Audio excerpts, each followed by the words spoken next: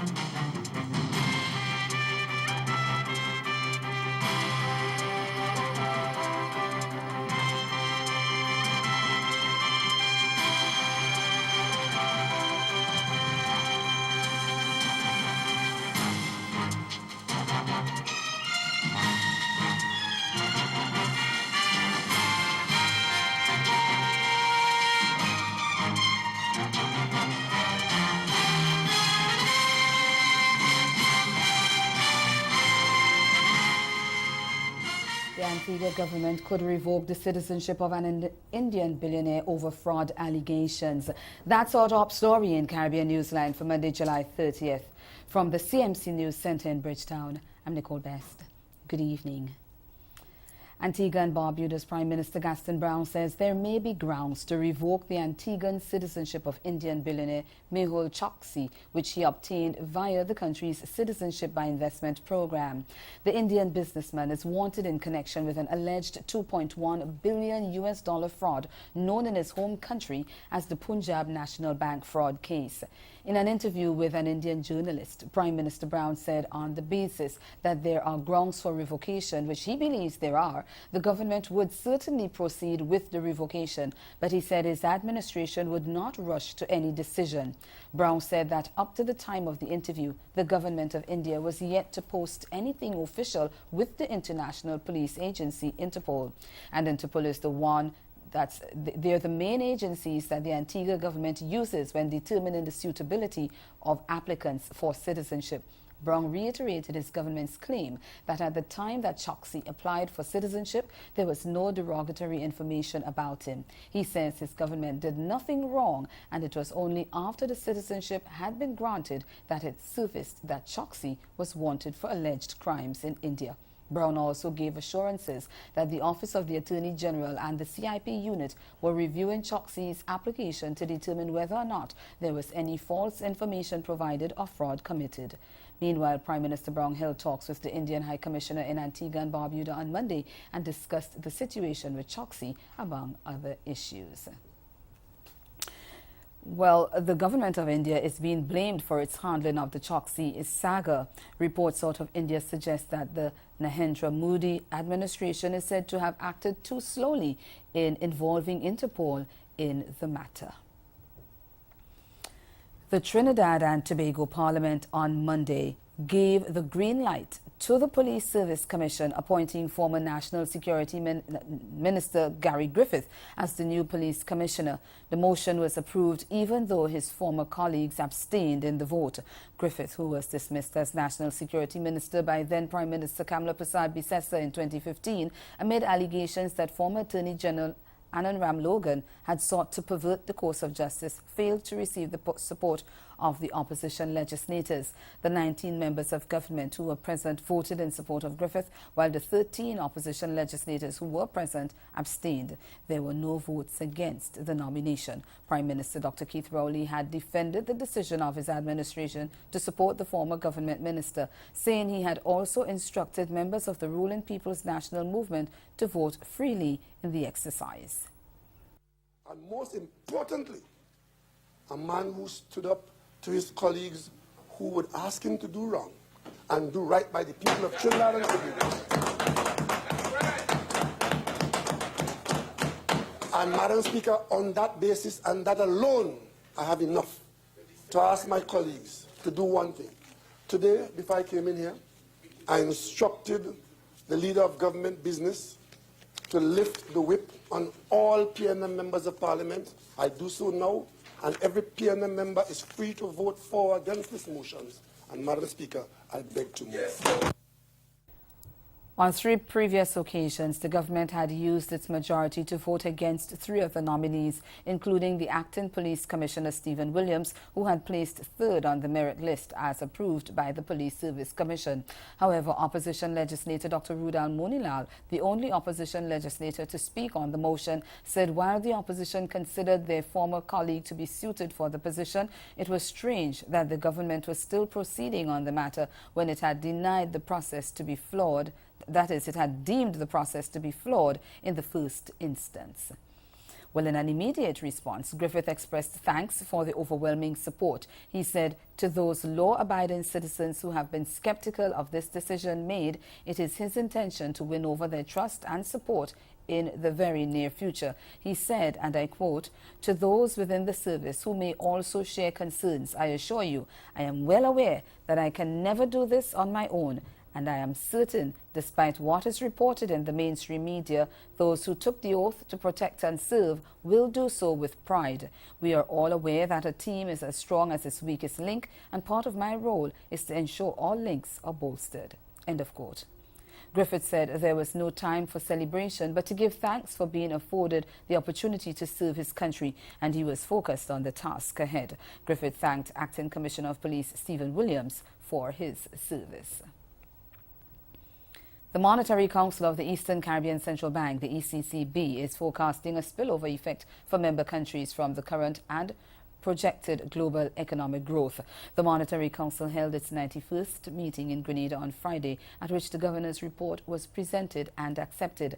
According to the communique read by incoming chairman of the Council, Grenada Prime Minister Dr. Keith Mitchell, the report assessed the recent trends in monetary and credit conditions for April 2017 to March 2018 within the context of the bank's broader objectives of ensuring the stability of the exchange rate and the financial system. The meeting was told that global output is estimated to have risen to 3.8% in 2017 and is forecast to continue rising in 2018 and 2019 to a projected 3.9%. With strong global economic growth, it is anticipated that ECC member countries will benefit from positive spillovers, including increased tourism, foreign direct investment, and remittances. The money and credit conditions continue to show a general improvement, but domestic credit conditions were less than optimal. Domestic credit fell by 1.2% to $9.7 billion.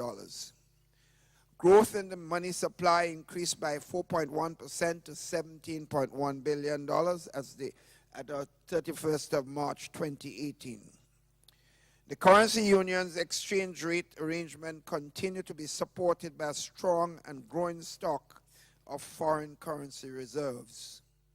The banking sector in the Eastern Caribbean Currency Union is said to be stable and compliant with capital requirements, but the report also said there is a need to strengthen capital given the impact of non-performing loans and growth strategies. The non-performing loans ratio increased from 10.9% to 12.0%. Despite these challenges, real economic activity is projected to expand by 1.7% in 2018. Also coming out of the meeting was the ratification of the bank's decision on the designs for the new family of ECCB polymer banknotes, which will offer the advantages of more advanced security features and greater durability. Circulation of the new notes is scheduled for mid-2019. The opposition People's National Party of Jamaica, the PNP, says it will not recognize Dr. Andrew Wheatley as a Minister of Government and continues to press for him to be fired. Dr. Wheatley was relieved of his portfolio as Energy Minister following the Petrodram scandal, but remains Minister of Science and Technology in the Andrew Holness-led administration. PNP Chairman Fitz Jackson says though the party recognizes that he has earned his right to be a Member of Parliament, it will not acknowledge him when he stands in the House to speak as a government minister. He has a right to be there as a Member of Parliament. We respect that right. He was voted in by the voters of South Central St. Catherine, but we will not have any regard for his ministerial position. And anytime he rises in the Parliament to speak as minister, we are definitely going to be out the chamber. We're not going to walk out, we're going to be absent during his intervention. We have no regard for his ministerial authority. Meanwhile, PNP spokesman on energy Philip Paulwell told a media conference on Friday that the party will be looking into the operations of other government ministries, especially those connected with the science and technology portfolios. We do intend to probe further all the other ministries, and especially those within the science and technology portfolios, because we are seeing evidence of similar systems, similar failures that we have determined so far at Petrojam and latterly at Nessel. A former Trinidad and Tobago attorney dismisses suggestions that the CIA was involved in helping authorities suppress the coup by Islamic group Jamaat al-Muslimin. Stay with us, there's more news after this break.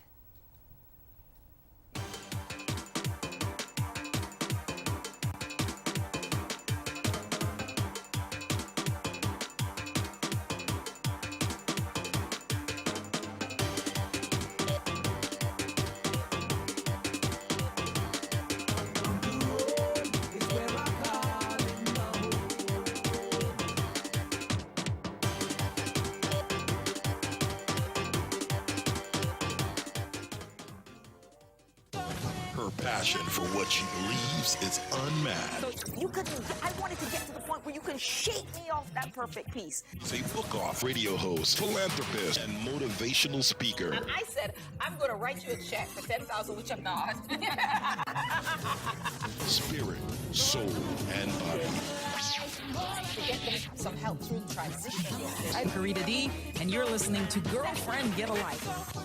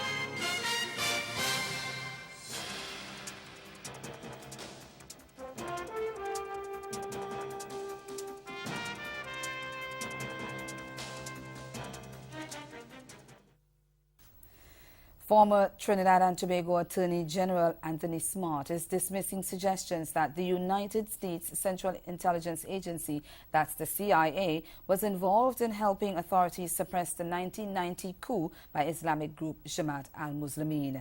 Smart's public defense of the events surrounding the failure of the coup comes after historian and former cabinet member Dr. Brinsley Samaru said in a television interview that the Americans had installed special equipment to monitor what was taking place in the parliament, where then Prime Minister A.N.R. Robinson and several legislators were being held by the Muslim group. Samaru had also said that the attempted coup had far-reaching implications, including a possible overthrow of the government in Venezuela by Libya. But Smart, who was Attorney General at the time, says Samaru's accounts are simply inaccurate, adding that the historian was not even present when hostage negotiations were taking place. Respected historian, that has been his life, has, completely distorted. I don't think intentionally. It's just that he wasn't there.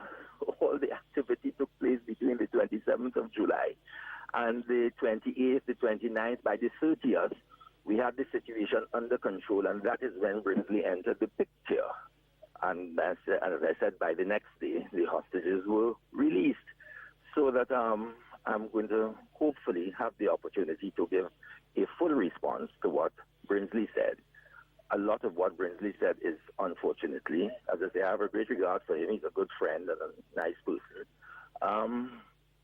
A lot of what he said is completely inaccurate. Last Friday marked the 28th anniversary of the attempted coup, and in a statement, coup leader and head of the Jamaat al-Muslimin, Yassin Abu Bakr, said he will not apologize for the insurrection despite calls from some to do so.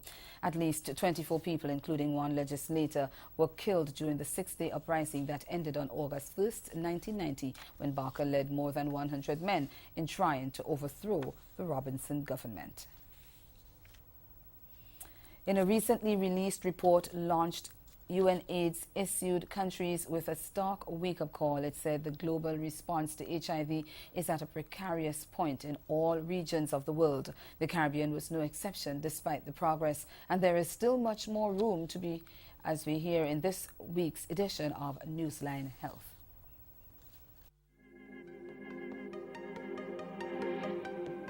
According to the report, entitled Miles to Go, Closing Gaps, Breaking Barriers, Righting Injustices, the annual number of new HIV infections among adults in the Caribbean declined by about 18% from 2010 to 2017. There were an estimated 310,000 people living with HIV in the Caribbean at the end of last year. 73% of people living with HIV were aware of their status, and of all people living with HIV, 57% were on treatment and 40% were virally suppressed, which means they had been treated to lower the level of HIV in their blood to undetectable levels. This level of treatment coverage contributed to a 23% decline in AIDS-related death in the region between 2000 and 2017. But UNAIDS says to reach the targets that will set the Caribbean on track to end AIDS, the region must close the gaps in testing and treatment. It says the region must increase its use of proven strategies such as community-led services for early diagnosis, enrollment in treatment, retention in care, and treatment adherence. The report noted that stigma and discrimination and restrictive laws and policies hinder access to services for young people and members of key population communities. Dr. Cesar Nunez, director of the UNAIDS Latin America and Caribbean Regional Support Team, says the Caribbean has to quicken the pace in ensuring that people living with HIV know their status, start treatment, and achieve viral suppression. He says AIDS programs, governments, civil society, and development partners must work together to ensure that no one is left behind because of age, sex, gender identity, or sexual orientation. For Newsline Health, I'm Dawn Paris.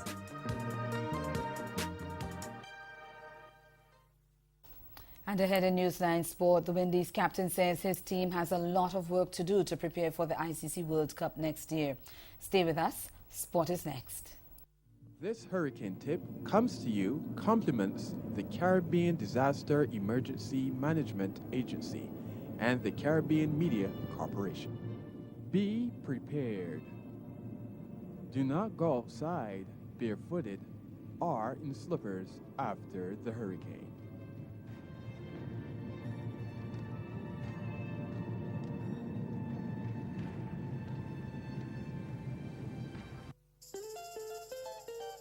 Dominica's World Creole Music Festival in 2018, October 26, 27, 28 at the Windsor Park Stadium in the capital city, Roseau. 3 nights, over 8 genres, 40 years of independence, one location, Dominica, the 20th edition of Dominica's World Creole Music Festival. For more information, like our Facebook page, Dominica Festivals. Visit our website, www.dominicafestivals.com for all travel, accommodation, and ticketing details. My love, my home, my Dominica, building a resilient nation. See you there! Proudly sponsored by the Government of Dominica and Discover Dominica Authority. When he fired, after he fired the 5th round after me, whilst I was there still on top of the dead man. You understand? Getting off of the dead man now, I got a lash of bucket. These buckets, these big white buckets where they just put garbage.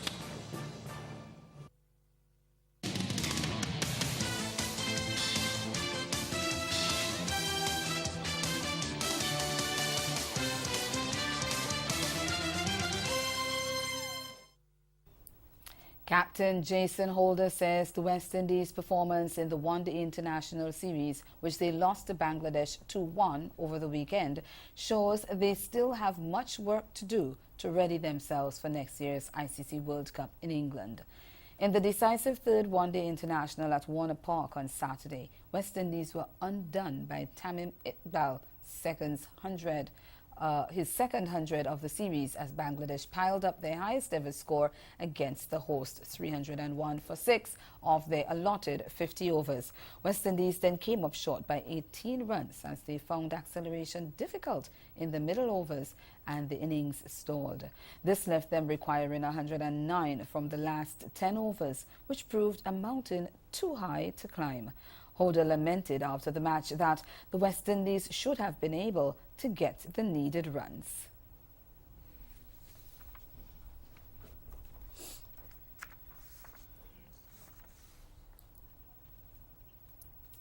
We'll return to that thought from Holder, but he also said that the West Indies struggled to put together a complete game throughout the series, but he said that there were some bright sparks.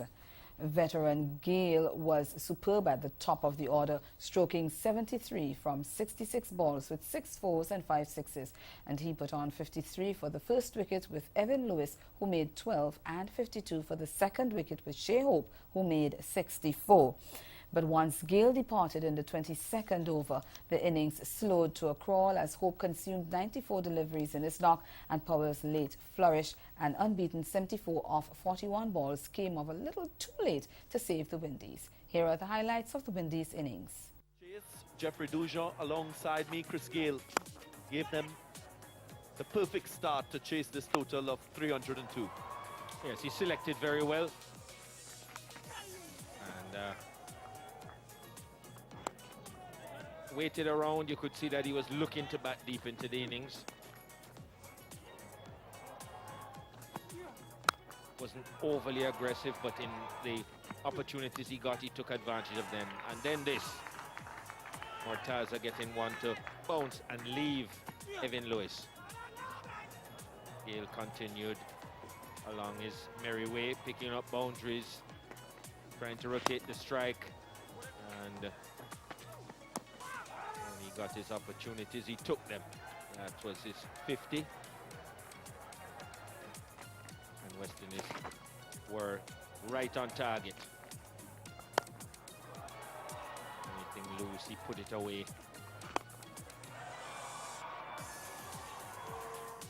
And then this was when Gale got out. Rubel came on, and then things slowed up a bit. Shea Hope and Hetmeyer got together. The boundaries were few and far between. The dot balls were many.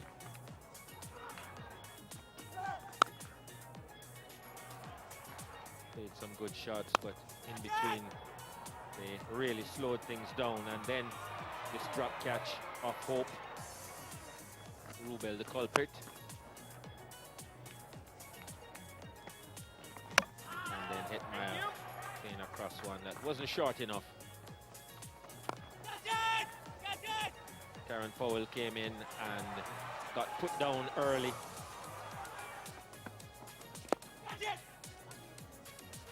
Hope got to 50 off 77 balls. Far too many in the circumstances. And then this big mix-up between himself and Powell. Powell stranded in the middle of the pitch. And Rovman Powell came in and tried to put things right.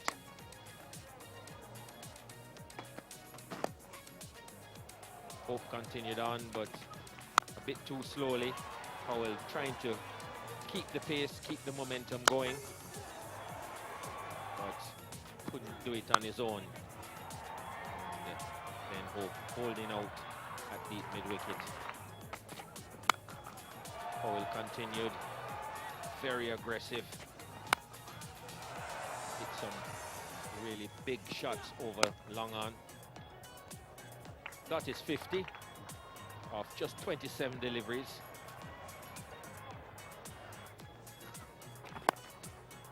And kept on going. And then Jason Holder trying to go over long off. hold out. Rubel not making any mistake this time.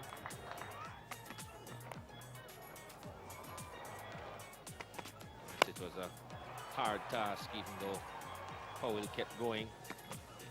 Fought right to the end, and that was the last delivery of the innings. Celebrations for Bangladesh. And a series win. 2-1.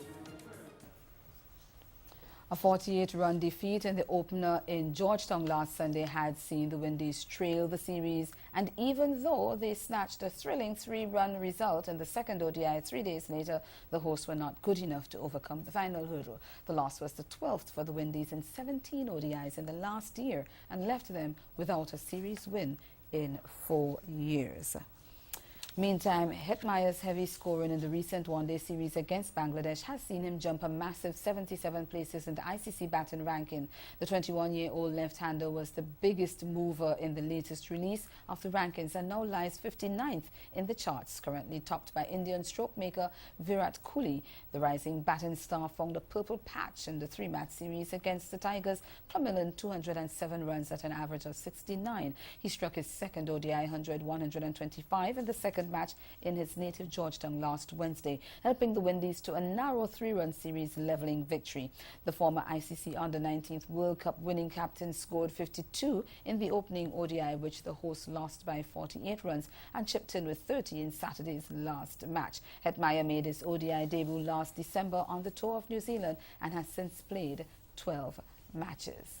And that's the sport. Stay with us. We'll be right back. Caribbean Newsline is brought to you by the Barbados Tourism Marketing Inc. Summer and fall, Brilliant Barbados is offering you hotel discounts of up to 40% off regular rates when you book through Expedia before October 31st, 2018. Discover our Dine Around program specials at participating restaurants across the island, starting from US $50 per person on 3-course meals. For further information and full details to book your Barbados holiday, visit brilliantbarbados.com.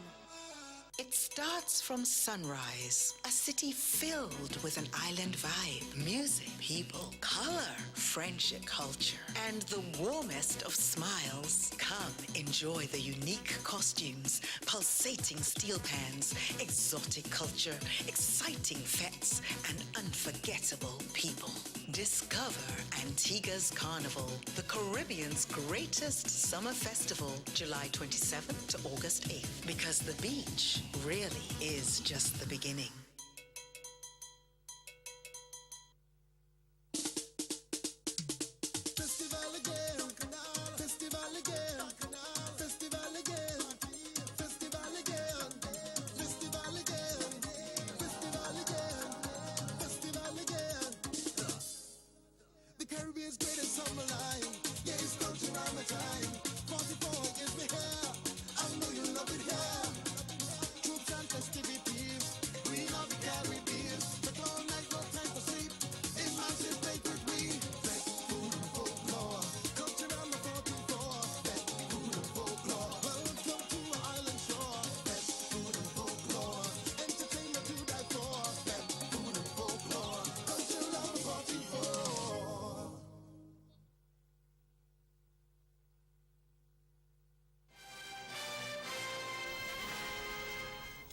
Again, the major developments of this day: the Antigua government could revoke the citizenship of an Indian billionaire facing fraud allegations in his homeland.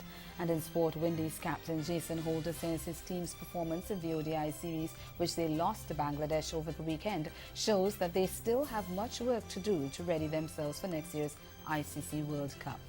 That's Caribbean Newsline. For news and sport around the clock, log on or subscribe, that is, to CarnaNews.com. For more of our programming, log on to CaribVision.tv and subscribe to CaribVision's YouTube channel. We'll be back here again tomorrow. But from all of us at CMC News, thank you for watching and do have yourselves a good night.